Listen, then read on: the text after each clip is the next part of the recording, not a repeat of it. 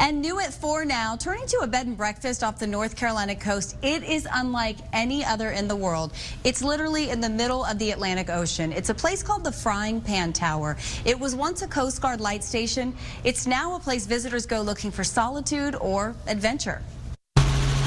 Going off-grid has taken on new meaning at this bed and breakfast off the North Carolina coast. We could have a brothel, we could have a casino, we could have an international bank, we could call this our own country. Technically, you do leave the country when you arrive, either by helicopter It takes us about 20 minutes. or boat, We are currently about 90 feet off the water. to this remote former Coast Guard light station called the Frying Pan Tower. We're 35 miles offshore. This is actually in international waters. It was built back in 1964 to help ships avoid the shallow frying pan shoals. Coast Guardsmen lived there full-time until the 70s. When GPS came into place, this became obsolete and sat empty for the last 20 years of its life. That all changed in 2010 when Charlotte-based software engineer Richard Neal won the government auction for the tower for $85,000. So you had no idea of what was here, and they wouldn't let you inspect it. So, yeah, it was a gamble.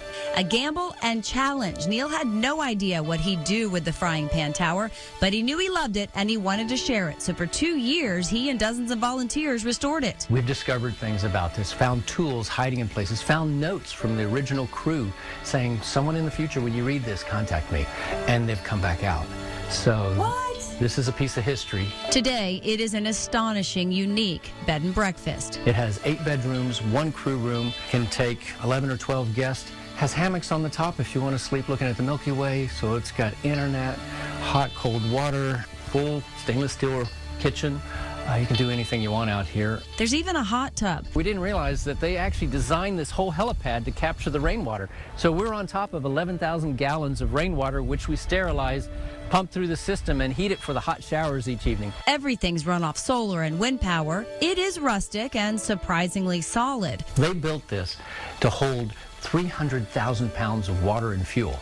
And we currently only keep a small portion of that. So it's massively overbuilt. So it's very strong. It's also authentic, all part of the allure. Everything from the chairs and the tables to the whole layout is how it was back originally in '64. Diving, fishing, or a family adventure, all popular reasons to visit the tower, but so is the solitude. The views also lure people in. They've seen the sunrises and the sunsets. But just like the tides, change is on the horizon for this piece of history. I just don't want to have someone else at the end of their life say, I regret that I didn't. And I can say, honestly, I did, and I'm happy to share it with the next guy. So what is happening to the unique Frying Pan Tower bed and breakfast off of our coast? A new chapter is about to begin. We're going to dive into that all new coming up at 5:30. What do you think of that? That is amazing. Some people say it's terrifying. I bet. I mean, you flew over there. You got in a helicopter, and then you land. What was going through your mind as you landed? I was very nervous. Yeah. Yeah, very nervous. Once you get inside the structure, though, and it feels very solid, and then you kind of get at ease. But you are alone out there. And you've got some news about this thing coming up at 5:30. It's big news coming up at 5:30 about it. Okay. So we'll talk more.